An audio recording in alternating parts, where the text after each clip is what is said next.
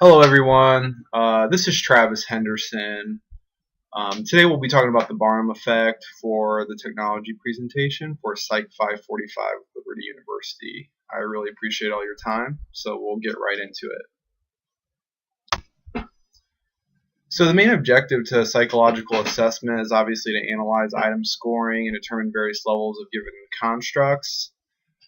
This could include levels of depression, anxiety, sleep deprivation, and personality. So it's obviously really incredibly important to make sure the test has high reliability and validity, just to make sure that each given construct is actually accurately being analyzed. So the Barnum Effect is the finding that people tend to accept vague personality descriptions as accurate descriptions of themselves. Rogers and Soule also found that there appears to be a significant link between the belief in astrology and ratings on the Barnum Effect personality profiles. So essentially, the Barnum Effect would be a blanket personality statement being given after a test, and then the individuals who take the test rating the personality description highly for themselves. So this has been demonstrated in a number of studies really across the board here. So obviously, again, most research in the Barnum Effect shows high instance of perceived personality accuracy despite the various profiles provided, such as research from 1949. So in 1949, researchers interested in studying the instance of the Barnum Effect administered a diagnostic interest blank to 39 students enrolled in his Intro to Psychology course. 1 week later, the same students were all administered the exact same personality profile despite their answers on the diagnostic interest blank. And the participants were then asked to rate the accuracy of the description from 0 to 5. In this case, the sample mean was 4.3, so near perfect. So in our present study, a convenient sample of 5 Caucasian individuals, 3 male, 2 female, were administered a personality inventory found at psych.fullerton.edu. Despite their answers, each participant was then given the exact same general personality description. So regardless of the inventory and the answers that were provided in the questionnaire on the website, they were all given the exact same personality description. So a couple of the bullets that were mentioned in the description will be found on the next slide. Following that, the participants were then asked to rate the description on a scale between 1 and 10, and those results will be described in Figure 1. So just to briefly touch on a couple of these, you have a great need for other people to like and admire you. You have a great deal of unused capacity, which you have not turned to your advantage. You prefer a certain amount of change and variety, and become dissatisfied when hemmed in by restrictions and limitations. So there were others that played into this, but as you can see, these general statements could be applied to just about anyone. So here's a quick pie chart.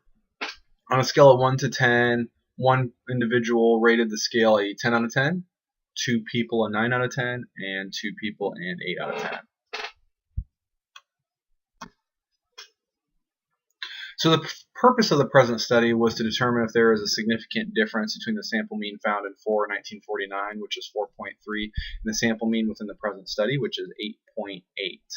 Given that 1949 used a 0 to 5 scale, and the present study used a 1 to 10 scale, the mean for the present sample and the mean for 4 were converted into decimal numbers for comparison. So 8.8 out of 10 would end up being a probability of 0.88, and 4.3 out of 6 possible responses would end up being a 0.72 probability.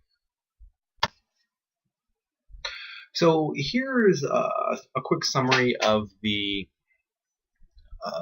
the results for the independent samples t-test we conducted. The null hypothesis is there's no significant difference between the present sample mean and that of 1949, and the research hypothesis would state there is a significant difference between the present sample mean and that of 1949.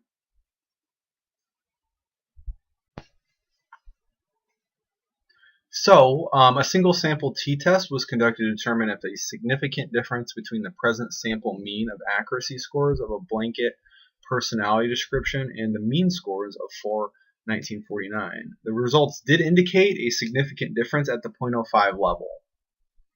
So in this case, we are going to reject the null hypothesis that there is no significant difference between our sample mean scores and that of 1949.